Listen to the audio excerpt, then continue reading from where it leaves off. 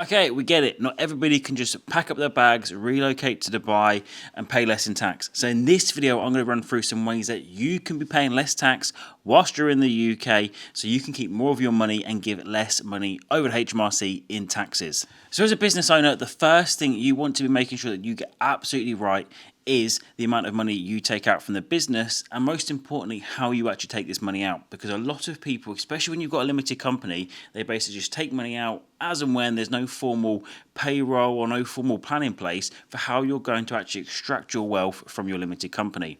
So you want to make sure that ideally you've probably got a payroll set up. So for most directors, the most tax efficient salary is £12,570.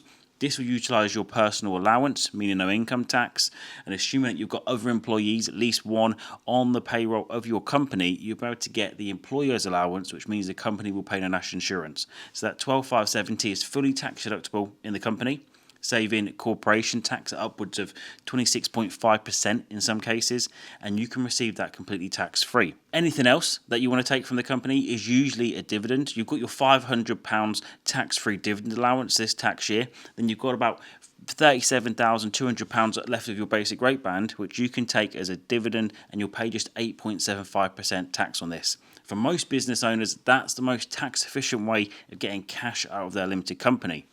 Assuming that you've got a director's loan account, so if you've got a property investment company or you'll put substantial amounts of cash into your company over time, you'll have basically a director's loan account balance that's owed to you from your limited company. You can take this money out, actually withdraw the capital completely tax-free, or better yet, you can charge interest on this director's loan account. That's tax deductible in the company as well. And as an individual, you can receive this potentially tax-free depending on the amounts. So if that interest income falls within your first £5,000 of taxable income, which it would do in this case, you got your £12,570, that salary. The next bit of your income would be this interest income. If that's £5,000, that's tax-free by using your savings nil rate band. And you can also take £1,000 extra as well by utilising your personal savings allowance. So in some cases, if you've got a large enough director's own account balance, you can take an additional £6,000 completely tax-free, and then you top it up with dividends, anything after that. And they're really the three main ways of getting cash out of your company. If you've got a business premises, you can rent your business premises or your home office to your limited company, get tax relief in the limited company, and then usually either have a small profit on your self-assessment, but you don't want to do this if you're going to go into the higher rate band. What a lot of our clients do, what we suggest to them is look at the amount of costs that they're incurring. So all the costs. So if you use a designated home office area, how much can they reasonably attribute to that supply? Rent it to their limited company for that amount, and that way the income will equal to the expenses on their self-assessment, producing no taxable income on their self-assessment, and then they've actually got the money out from their limited company into their own bank account completely tax-free. Hey, I just want to pause this video here. If you enjoy this content and you like paying less in tax, make sure you are subscribed to this channel. Click that subscribe button now. Back to the video. Another fantastic opportunity is look at the actual dynamics of your business. Are there any friends, family members who are performing work in your business but perhaps aren't being paid? So a lot of people don't know this, but if your children are actually helping out in your company, you can pay them pocket money through the limited company, and that's completely tax deductible, providing you pay them a market value rate. So if your child helps, come to the office, do some shredding, do some social media, is quite common these days. Wouldn't surprise me if your teenage child can be very good at social media. So why not get them managing your company's social media profiles and give them some money in exchange, rather than you paying for this out of your own personal pocket, that $50,000 you can take tax efficiently. Try and find a way for the limited company to pay them directly, so that it's not coming out of your pocket, it's coming out of your company's pocket, and you're saving income tax at the meantime. Of course, this also extends as well, so if your wife, partner, spouse, if they're performing some admin duties and they've not got significant other income, and by that I mean usually if they're not a high rate taxpayer, because there's still tax savings even if you pay them into their basic rate band, because companies of course pay tax up to 26.5% now, the basic rate band 20%, but actually we can pay less corporation tax, get it out of the company bank account, get into somebody's personal bank account and pay less tax at the same time.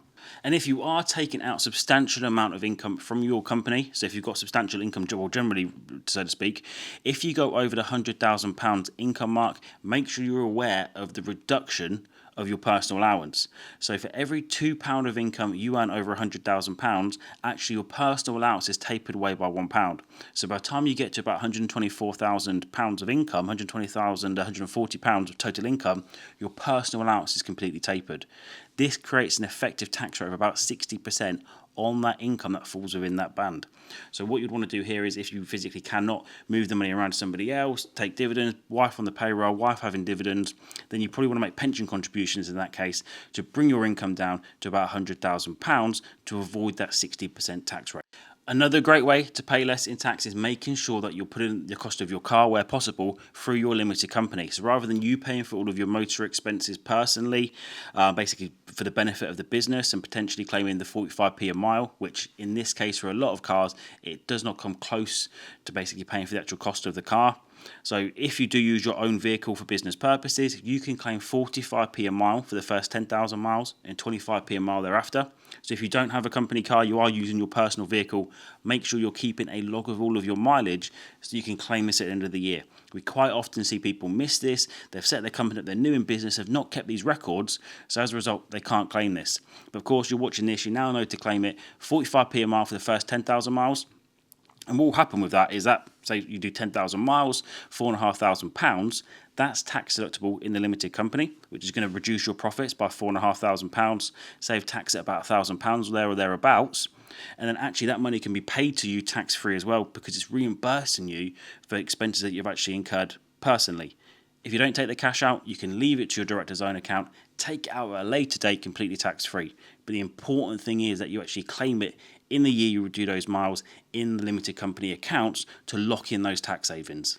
Next, I would always suggest reviewing your structure. So for a lot of people now, with the increased corporation tax rates, if you do have a relatively small limited company, actually you might be better off in a sole trader, potentially a partnership, because of the increase in corporation tax. Of course, a limited company does have other advantages, mainly you've got the limited liability protection. So if anything happens, people are going to sue your company, not you personally, where your personal assets are at risk. That's one factor to consider.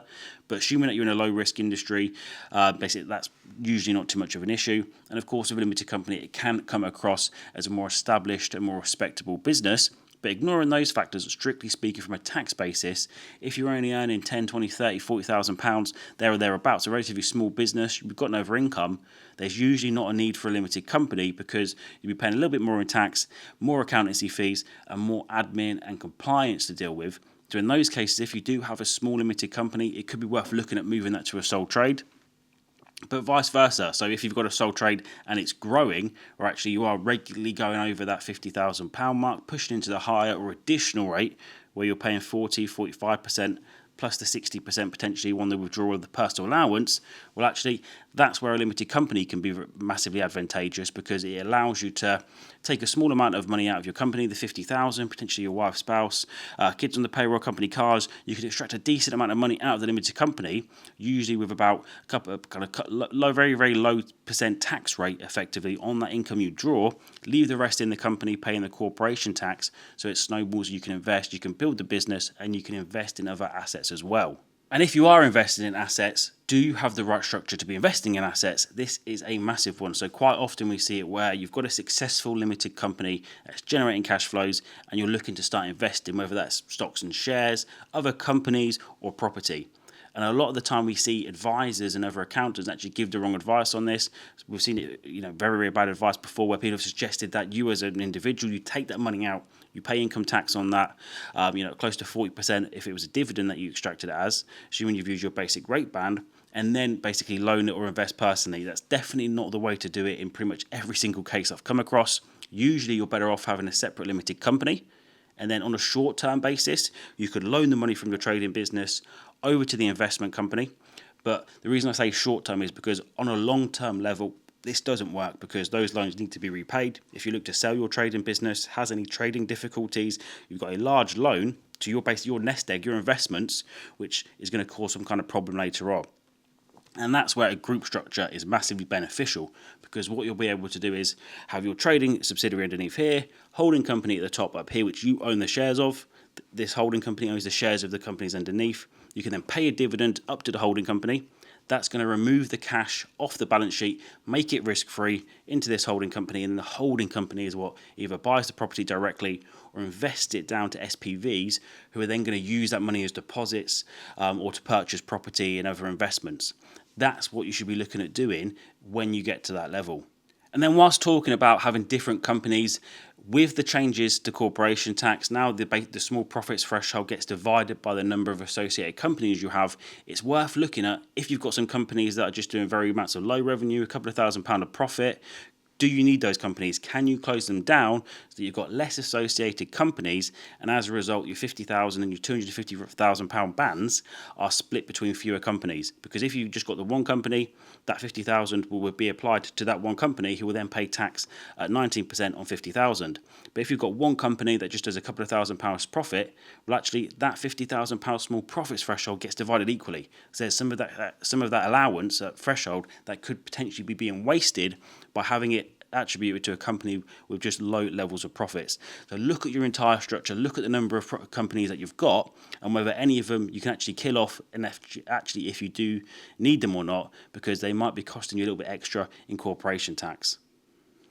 And then last but not least, pensions. If you are staying in the UK long term, pensions are one of the best ways to save tax. Invest for the long term. They're massively tax efficient. So as a limited company director, you can usually put up to £60,000 a year into your pension. You can backdate it as well if you've been a member of a registered pension scheme for years previous. Usually go back 3 years plus this year, so you could put a massive lump sum into your pension. And the good thing about pensions is it's instantly tax deductible. So as soon as you pay that cash, it comes straight off of your profits, straight off of your bottom line, and straight off of your tax bill.